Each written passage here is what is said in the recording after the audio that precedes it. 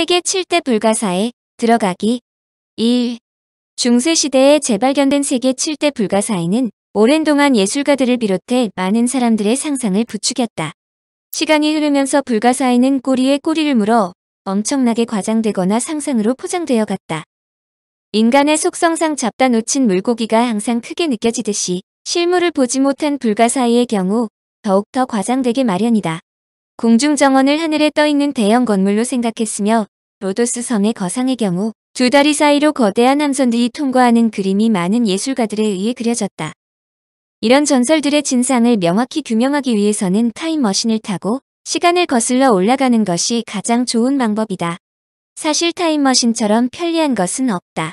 과거나 미래, 어느 때로든 자신이 원하는 지점으로 갈 수 있기 때문이다. 타임머신을 타고 세계 7대 불가사의를 모두 돌아보며 환상의 여행을 한다고 생각하자. 상상의 나래는 끝없이 펼쳐진다. 우선 바빌론의 공중정원에서 맥주를 마시며 밖을 바라다보는 아름다움을 만끽할 수 있으며 30층이나 되는 파로스 등대의 꼭대기에서 항구로 들어오는 수많은 배를 일일이 세어볼 수도 있다. 그뿐 아니다. 기자의 피라미드가 건설되는 장면을 직접 보면서 그들의 노고를 치하하고 제우스 신상을 제작하고 있는 유명한 조각가 페이디아스를 만날 수도 있다. 세계에서 가장 부자라는 리디아의 왕 크로이소스가 만든 에페소스의 아르테미스 신전에서 뽐내는 상인들도 볼 수 있고 로도스의 청동거상, 할리카르나소스의 모솔왕의 무덤을 보면서 고대인들이 품었던 정열과 믿음을 느낄 수도 있다.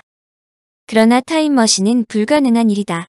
그러니 유적이 남아있지 않고 기록조차 미비한 과거의 기념물에 대한 이해는 아무리 과학이 발달했다 하더라도 단편적인 정보를 나름대로 해석한 것일 수밖에 없다. 진실과는 전혀 다른 상상물을 만들어낼 수도 있다는 뜻이다. 그렇다면 세계 7대 불가사의라는 이름이 들어가는 기념물에 대해 인간들은 왜 동경을 하는 것일까? 그것은 바로 인간들이 만들어낸 기념물이기는 하지만 인간들이 만들어냈다기에는 믿기 어려운 요소를 두루 갖추고 있기 때문이다.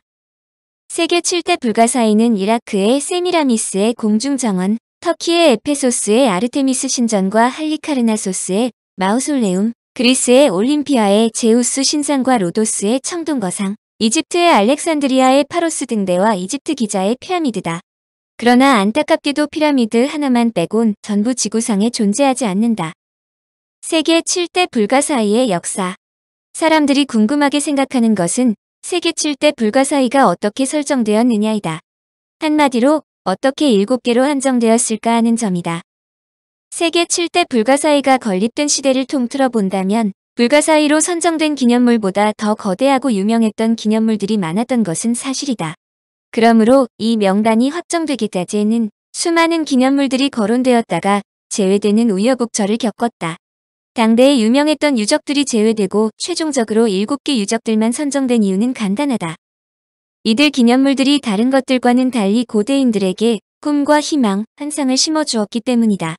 이러한 인간들의 환상은 계속해서 다음 세계로 새로운 인간들에게 전해졌다.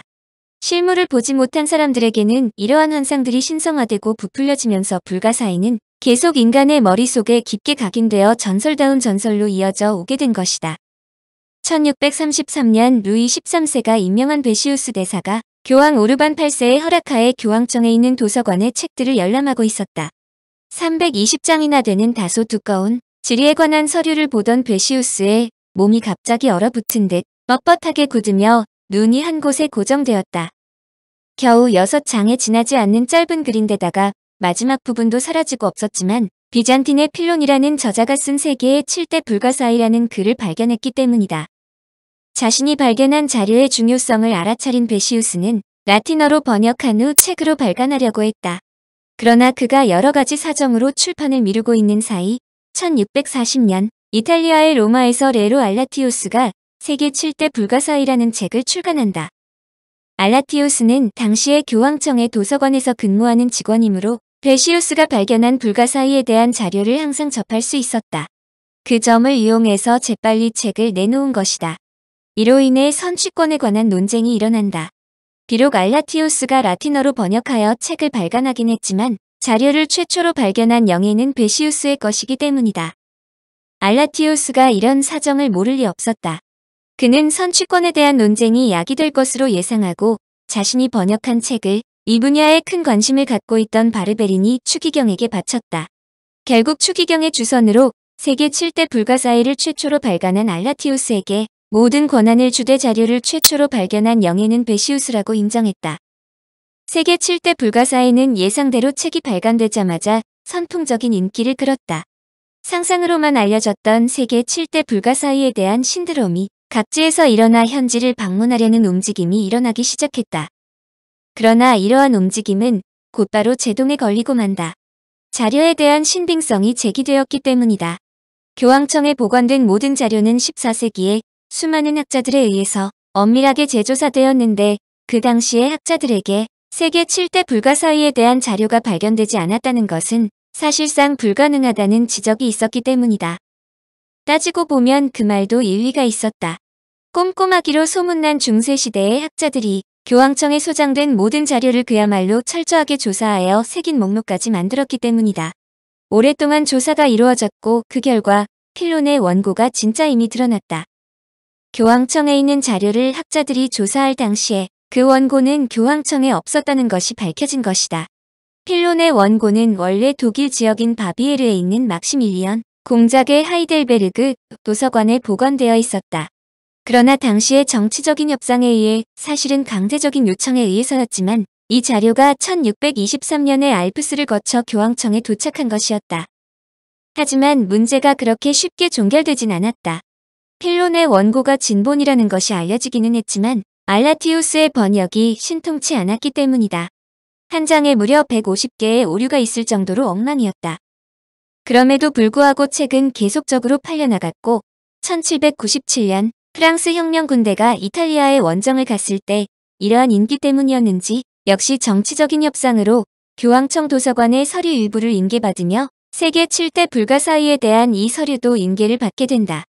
교황청에서 다시 알프스 산맥을 넘어서 파리로 돌아간 것이다. 곧바로 이 자료에 관심을 갖고 있던 바스트에 의해 1805년에 번역본이 발간되며 알라티우스의 오역은 다소 교정된다. 그러나 유럽의 정황이 급속도로 바뀌어 나폴레옹이 1816년에 시각하자 로마의 교황 피오 7세가 임명한 대사는 파리에 도착하여 세계 7대 불가사의에 대한 자료를 비롯하여 프랑스가 교황청에서 갖고 간 모든 유물을 돌려달라고 요청했다. 그러자 독일 측에서 세계 7대 불가사의의 원소유자는 자신들이므로 교황청으로 돌려보내서는 안 된다고 항의했다. 결국 수많은 협상 끝에 이 자료는 원래의 보관소였던 하이델베르그로 보내져 지금도 하이델베르그 대학교 도서관에 보관되어 있다. 한편 바스트의 번역을 수정하여 1816년에야 비로소 라이프니츠의 오르리에 의해서 보다 정확한 번역본이 탄생한다. 필론 이야기. 비잔틴의 필론은 그 헬레니즘 시대의 가장 위대한 엔지니어 중 한 명으로 기계공학과 자동기계의 선구자로 알려진다. 공합의 아버지로 불리는 크테시비우스의 제자로 비잔티움시 출신이지만 로도스를 거쳐 이집트 알렉산드리아에 정착했다. 그는 이론뿐만 아니라 실용적인 많은 기계들을 설계했는데 압축 공기, 레버 도구 및 모래시계를 사용하여 작동하는 공합장치를 만들었다. 군사무기 개발에도 조예가 있으므로 발리스타, 투석기와 석궁도 발명했는데 이들은 요새화된 도시 국가를 포위하는 데 사용되었다. 또한 그는 항구와 항구뿐만 아니라 도시의 성벽, 탑 및 요새를 건설했는데 등대의 사이레는 증기로 작동했다. 그의 발명품 중 잘 알려진 것은 자동으로 움직이는 오토마타, 즉 자동인형 등을 만들었는데 현대로 보면 인공지능의 선구자라고도 볼 수 있다. 학자들은 필론을 고대 증기기관 즉 자동식수 판매기 등을 발명한 알렉산드리아 헤론의 선배로 설명한다. 다방면에 재주가 있는 필론은 많은 책을 저술했는데 그가 세계 7대 불가사의를 저술할 수 있었던 것은 큰 틀에서 알렉산더 대왕의 덕으로 볼 수 있다. 우선 세계 7대 불가사의는 그리스와 알렉산더 대왕과 직간접으로 밀접한 관련이 있다. 7대 불가사의 중 5개는 모두 그리스, 즉 마케도니아의 기원을 두고 있으며 이집트의 피라미드는 알렉산더 이전에 건설되었지만 알렉산더가 점령한 지역이며 파레스 등대는 알렉산더가 건설한 알렉산드르아에 설치되었다. 또한 공중정원이 있는 이라크의 바빌론도 알렉산더가 점령한 지역이다. 그런데 세계 7대 불가사의의 그리스로부터 매우 먼 거리인 바빌론의 공중정원이 포함된 것은 오로지 알렉산더의 힘이다.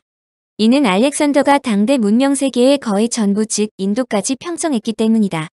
고대의 장거리 여행은 매우 위험하기 짝이 없다.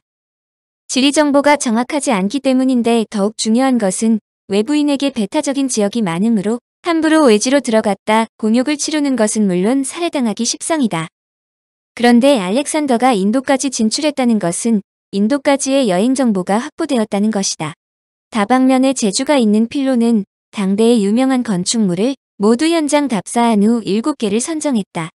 그런데 이는 알렉산더가 이들 지역을 평정하여 위험 없이 방문할 수 있었기 때문이다. 그러므로 고대 세계 7대 불가사의는 알렉산더가 평정한 지역에 근거한다. 필론이 당대에 이미 건설되어 있는 영국 즉 브리튼의 스톤헨지를 방문했다면 분명 명단에 넣었을 것으로 생각하지만 당시 브리튼 지역은 문명 지역이 아니었다. 여하튼 알렉산더가 사망한 후인 기원전 290년에 건설된 알렉산드리아의 파로스 등대 로도스의 거상이 불가사의에 포함된 것으로 미루어 볼 때 알렉산더 대왕을 기리기 위해 불가사의 목록이 조절되었다는 일부 속설도 그럴듯하다. 이 때문에 알렉산더의 부하로서 프톨레마이오스 왕조를 세워 이집트를 통치한 프톨레마이오스 1세 소테르가 파로스 등대를 건설한 것도 사실은 자신이 알렉산더 대왕과 관계되는 것만 불가사의에 들어가도록 조종하였다는 설도 있다. 이 말은 고대 세계 7대 불가사의가 그리스 문화를 널리 퍼뜨리기 위한 고대 시대 광고의 하나라고 말한 말과 일치한다. 일부 학자들은 프톨레마이오스 1세 소테르를 세계 7대 불가사의의 저자로 추측하기도 한다. 일반적으로 고대의 문헌은 후대로 갈수록 변질이 되어 처음에 저자가 의도한 것과는 전혀 다른 작품이 되는 경우가 많다. 그러므로 많은 학자들은 언어학과 자료에 사용된 단어와 배경, 유사 자료들을 검토하여 원래의 원문이 뜻하는 바를 찾아내려고 노력한다. 그러나 세계 7대 불가사의는 필론의 자료가 전부이므로 이러한 교정을 할 수가 없었다. 학자들은 필론이 선정한 세계 7대 불가사의에 쓰여져 있는 말투와 편집 내용을 볼 때 10세기 초에 가필된 것으로 추정하고 있다. 물론 필론의 원고가 후대에 가필되었다는 점은 인정하더라도 필론이 세계 7대 불가사의를 공식적으로 정리했다는 점에는 이론이 없다.